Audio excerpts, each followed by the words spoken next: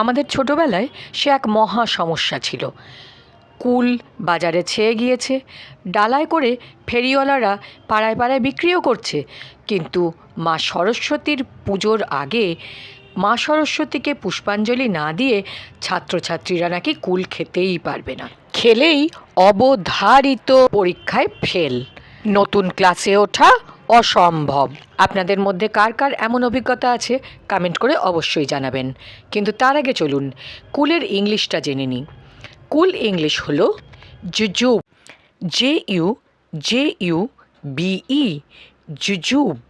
এটাকে কিন্তু আমরা ভুল করেও জুজুবে বা জুজুবি বলবো না। কুলকে ইংলিশে প্লাম, PLUM, প্লাম অথবা ইন্ডিয়ান প্লামও বলা হয়ে থাকে। কুল মাখা, নারকলি কুল খেতে থাকুন আর চ্যানেলটিকে সাবস্ক্রাইব করতে ভুলবেন না যেন।